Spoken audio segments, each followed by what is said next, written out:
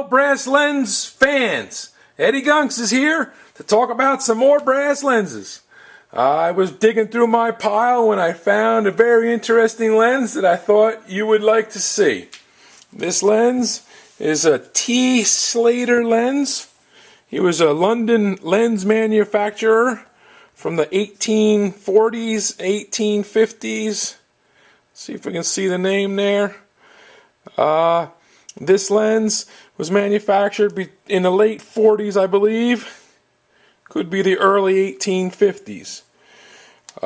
What's interesting about Slater lens manufacturers is that they are one of the first people to advertise for a Waterhouse stop.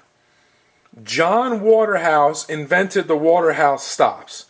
And those are the traditional ways to stop the lenses down, the early brass lenses.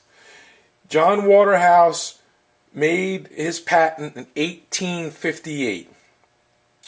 Slater was one of the first manufacturers to advertise the Waterhouse stop. So that's a pretty interesting piece of history. It's pretty nice that Slater was documented for that. Now let's talk about this lens. This lens is a single achromatic lens, which means there's two pieces of cemented glass in the rear of the lens only. There's no front glass. All right. But what's interesting is that there's a little washer stop. Okay, this is before Waterhouse stops. So here's one here. Okay, and I've measured it. This one is one stop smaller than this one, and this one is one stop smaller than this one. And it's actually a little less than that, but for all intents and purposes, they all stop down about one stop. Now, there's no glass in the front. See that? I'm going to take apart this hood so you can see that there's no glass in the front, only the rear. Okay, this is originally intended to be a landscape style lens, but they've since then and back then used them for portraits as well. And a lot of lens manufacturers have used a cemented doublet in the rear for achromat lens. Now you can see that this lens moves back and forth on the, okay, it was very tight, and it's a focusing lever that we don't really need to focus. Now, this lens is a complete lens, which you don't really see very often. The focal length for the back focus, the focal length to here, is approximately 15 to 15.5 inches. It makes a very nice image. You can see that the flange comes off. Yeah, it's a very nice, complete lens with a lot of historical significance.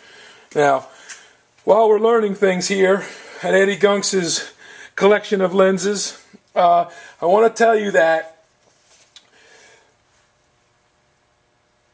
Slater was at 136 Euston Road in London.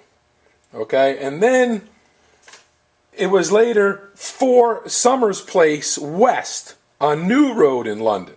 All right, and part of New Road became Euston Road in the mid-1850s.